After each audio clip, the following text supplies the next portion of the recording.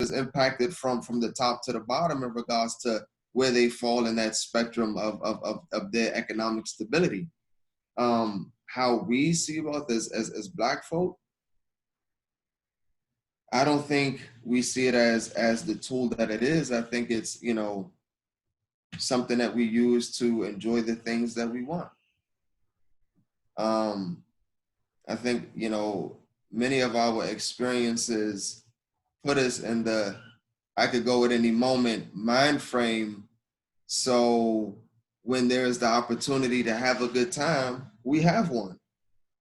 Because our reality is that at any given moment, for any given reason, at any given place, your life can be impacted in the most heinous and negative of manners, wherein other, not other, white families grow up with this sense of safety and stability and longevity, that the concept of not making it till you're 18 or not making it till you're 21, or, those concepts and realities don't exist, so it puts them in a framework to plan because they're not worried about seeing the evening.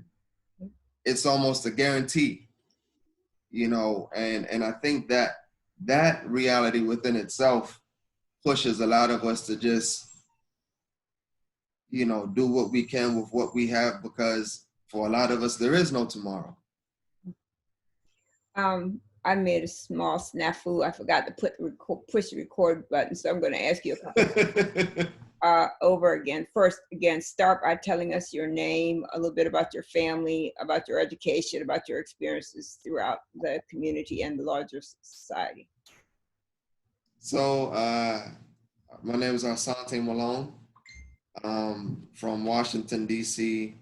I work as a youth program advocate in Durham, North Carolina, where I'm responsible for the development and facilitation of, workshops for families that are geared toward economic stability, academic interventions and behavior support, extracurricular activities, summer camps, whatever resources a family needs to essentially get to a level of, self-sufficiency. I have a master's in applied linguistics from King Khalid University in Saudi Arabia, a bachelor's in mass communications from North Carolina Central University. 31, married, 5 kids. My oldest is 9, Yusuf. Sumaya is 7. Hafsa just turned 6. Elias is 4, and Zachariah is 2. Happy birthday. So you mentioned that you became Muslim in college. Is that correct? Did I get that correct? Yes, ma'am. Yes, ma'am. I was a junior. And what made you make that choice? Essentially, I had come to a point in my, religious studies or spiritual journey that that was a necessary transition to establish the relationship with, the higher being that I had been in search for essentially all my life. Like most, African-American families, I grew up in a, Christian household, Baptist denomination, but my mother was never overtly strict about our religious, convictions or practices. And that's one of the kids. So she operated on the level of making sure that we made educated decisions in regards to how we wanted to live our lives and establish that connection. She deemed it a personal journey, and she wasn't ignorant or averse to, other religions. She has brothers that are Muslim, a brother that's a Hindu, and we're a very diverse family. So I grew up being exposed to different philosophies and ways of thinking and ways of living, and that kind of made it easy to make certain transitions. There was opposition, but in comparison to other people's situations and stories, it's like, it fails in comparison. But nonetheless, I grew up with a certain level of flexibility in regards to how I wanted to view myself and my relationship with, a higher being. Yeah. So, in our talk earlier, again, forgive my faux pas. I mean, I'm old, so I'm gonna use that as my excuse for forgetting to hit the record button. We spoke a little bit about Black violence. Can you reiterate what you said about that? Yeah. So I think, Black violence is a fictitious, concept that has been exaggerated for the purpose of justifying the treatment of Black people in general, and for the sake of the question specifically, Black men. When we think about suspension rates, when we think, I mean, just if you look at the numbers of what percentage they make up of the population versus what percentage they make up in jails, then I mean that's enough for the conversation. There isn't any other evidence that really needs to be evaluated or analyzed other than that. Yeah. The numbers speak for themselves, and they're, disproportionate in biblical manners, so I think portraying Black men as violent, and the, narratives that we see supported and portrayed in media and in TV and in, movies and music, I think it's, necessary to get people to view. It is necessary to dehumanize Black men to the extent that when they are, treated the way that they are, like if we look at, brother, George Floyd, when they're treated in this manner, it is justified to a certain degree by the audience who witnesses it, because they've been prepped and conditioned to see these individuals as, animalistic and violent and void of, humanity. And I do believe it is an intentional narrative, because, I mean, individuals aren't inherently violent. Right. It's their experiences and their exposure to certain trauma in their environments that impact and influence the ways in which they behave and interact with those around them, and interact with themselves for that matter. And, when we begin to look at the psychological or the emotional, traumatic impact that certain experiences have on groups of people for generations, without there being large outbursts of violence, then that alone is enough of an argument against the position that people are violent. But when you look at these, situations and the things that they experience, it should put you in the mindset to understand where they're coming from when their behavior changes. Because naturally there has to be a catalyst for, a shift in people's behavior. And it's not spontaneous. However, for the sake of the question, it isn't innate. It isn't something that, people aren't naturally that way. And that makes perfectly good sense. I want to bring you back to what you were saying earlier about being Muslim. You also mentioned, before I hit the record button, a little bit about Rastafarians. So Yes, we've heard the term, but for those of us who don't fully know what that is, can you, highlight it or educate us a little bit about that? Sure. So, Rastafarians are, a group of individuals who view Haile Selassie as a, divine individual, based off his, lineage and connection to King David and, King Solomon, and the, prophecies that are outlined in the, Bible in regards to that lineage and the role in which they should play, in humanity. In addition to that, Rastafarians are broken up into, groups of, the Baba Shanti, who, resemble the Melchizedek priest order, the Nyabingi, who, for the most part, live outside of, society as as a recluse. They live off the land in the bush, and you have, the 12 tribesmen who, may assimilate in society, but still hold the same beliefs and, principles. For the most part, they take their practices from the Nazarite vows in the Old Testament in regards to how they portray themselves, how they groom themselves, their diet, their Sabbath, is all really taken from the practices of the Old Testament. Have you been to the Mecca or to Africa? Oh yeah. So I used to work as a principal in Zanzibar, and I've gone to Mecca several times.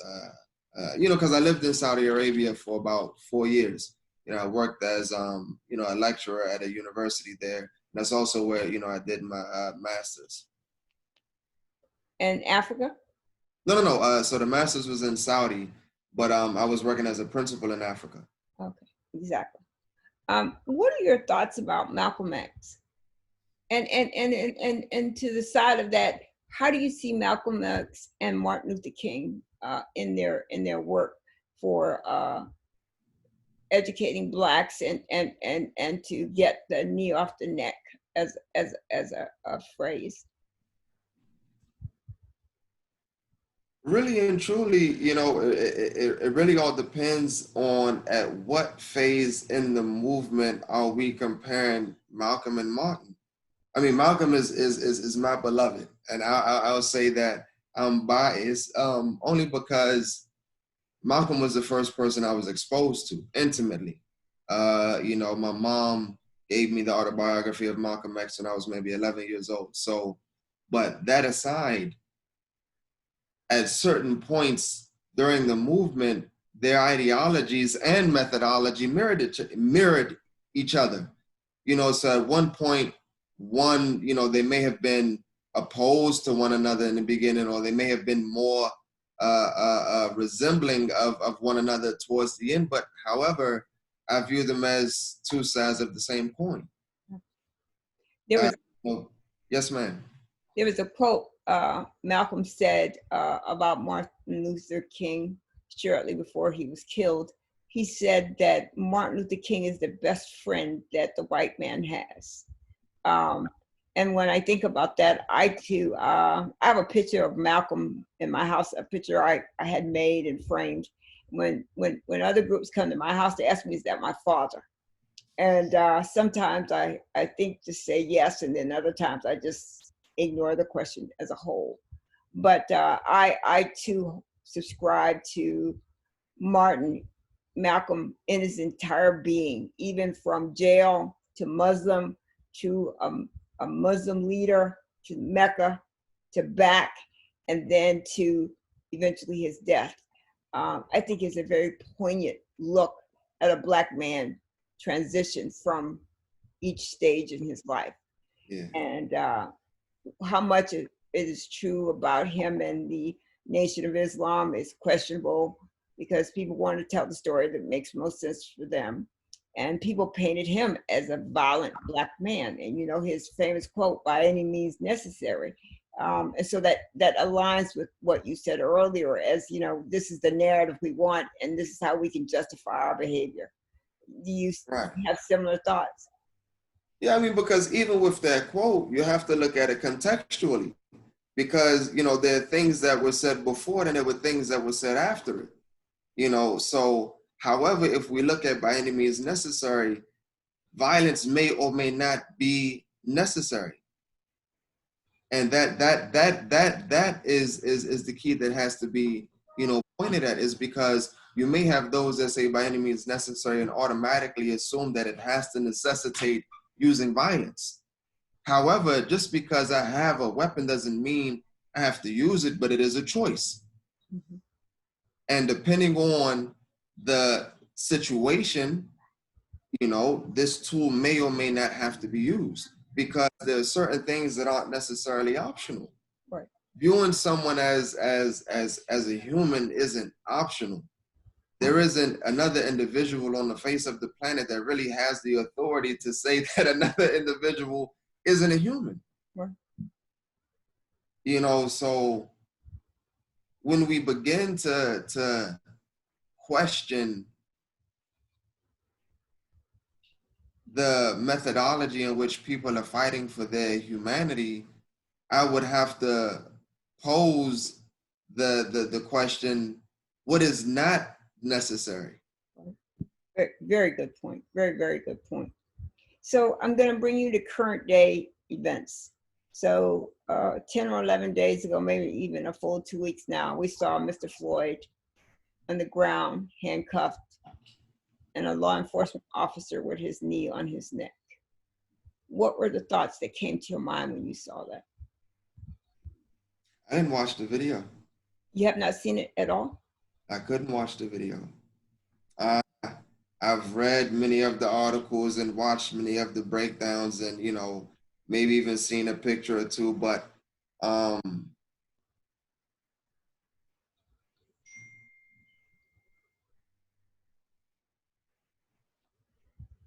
I'm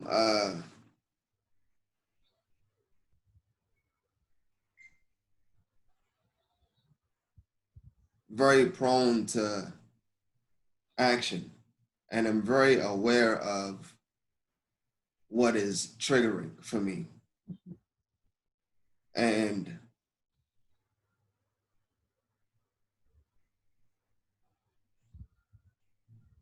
have to be careful about what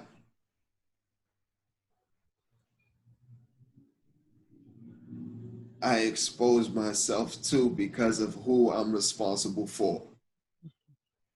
That makes sense. So, Mr. Floyd, of course, is not the first. Oh no. So in 1998, James Byrd Jr. had a rope tied around his neck and hitched to the back of a pickup truck and literally lynched him by decapitating him. Rodney King was beaten by quite a number of law enforcement officers. And each time we have one of these occurrences, people in the society raise up and they may make their voices heard. But I've heard from many recently that says this feels different. Does it?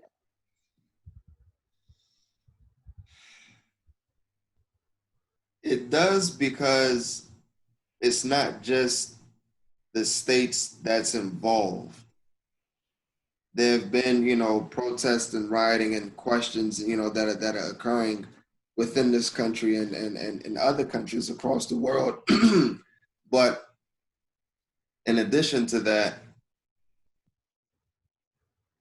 I think because of how the last 4 years have gone with, the current presidency, and it's almost been like an intentional stirring of the racial pot for the past, couple of years, to the extent that this was the only outcome.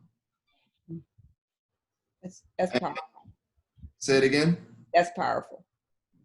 And I'm not. Thank you. I'm sorry. And I'm not sure if that was intentional or not, but I have to believe that people pay attention to what's going on around them. And I have to believe that, on a most micro level of functionality, if we think about a school, there has to be a culture, a system, a structure, outcomes, practices in place to meet those outcomes, and so on and so forth for that school. And I have to believe that the same is the case for a state, for a city, for a country. Now, who is the person that plans those things, or what group of people is responsible for, I don't know. And I'm not even, that's a rabbit hole that I'm not really interested in going down. But I have to believe that certain things that occur aren't coincidental. And I mean, that is just, as an individual, most things are, intentional. And when you view them on such a large scale, it isn't coincidental that there's been a consistent increase in violence or a consistent increase in incrimination, a consistent increase in the, population. It's been consistent. And people say that, the system is broken. And I mean, it is, look at the numbers, it's doing exactly what it's supposed to do. With any business, if the numbers are going up, that's success. Mm-hmm. Now, granted, it may not be success for you if you're on the other side of the fence. Mm-hmm. If the numbers are going up, someone is achieving what they sought out. Mm-hmm. So with, the incidences that have, been occurring in the violence, I don't think that, as random as they may be, I do believe that this has to be the only outcome after everything that has been occurring for so long. So you believe that there will be change after all the protests? You believe that we won't see another Black or brown person die at the hands of law enforcement? No, I don't think we'll go, and this is the realist in me, I'm not being pessimistic, but I don't think we'll go the year without it happening again. Perfect. So let me ask you about your own person. Do you feel safe? No. I mean, I do the best I can to, create the perception of safety, but no. And it's mainly because I understand how the system can work against you. Mm-hmm. And, if it's just that simple, I don't think I felt safe as long as I've understood what safety was. Mm-hmm. I was raised, and my mother was very intentional about this from an early age, having a conversation about what it meant to be a Black man here. Mm-hmm. So it instilled in me a certain level of sensitivity, caution, anxiety, fear, so on and so forth, that is a certain edge that is necessary for our survival. So safe? No, but the best you can every day, right? Yeah, you do what you can. Yeah. And so to extend safety, what do you think the world will be for your children? What is your optimistic hope for your children, and what is the reality that you think at this current time for your children? A community of people that look like them, think like them, dream like them, explore like them. I'm all for, multicultural societies and so on and so forth. But for me and mine, I would like to live in a community of African Americans where we, control as much as we can for as far as we can around us. And that isn't, I mean, this is, I think the closest thing to safety is self-sufficiency. I think the closest thing to safety is self-sufficiency. Put it on a t-shirt. Because when you can determine when you eat, where you go, who's going to treat your wounds, who's going to bury your dead, who's going to educate your children, who's going to watch your money, who's going to come to your door when you call for assistance, because at any one of those locations, you run the risk of being violated. That's exactly correct. So we have 2 minutes, and I'm going to give the last 2 minutes to you to say whatever you wish to say or you want to share with us.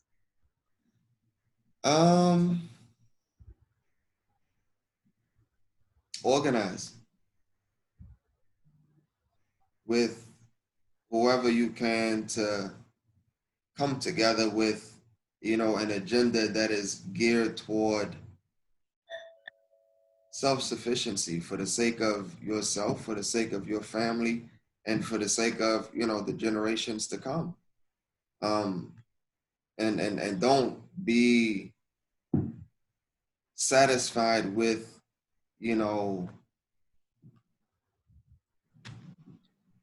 the scraps that are given to appease you.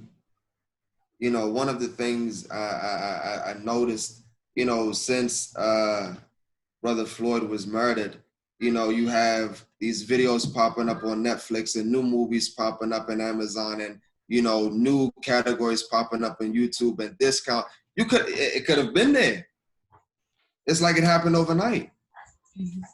You know, and then you see, you know, this organization honoring this and that organization honoring that. But, you know, at the end of the day, it's all about the bottom line and how much money is going to be made, because you made us feel better, but you didn't give us anything.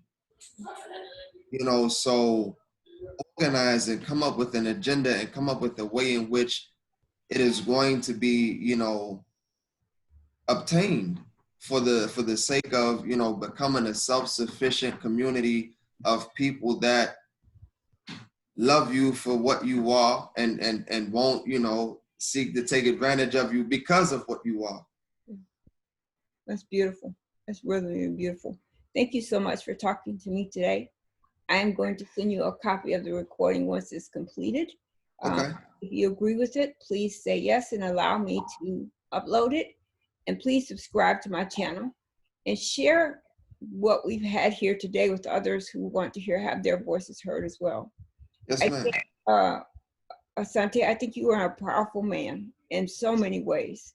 And I hope the world recognizes what a gift they have in you and what you mean for change and for our future.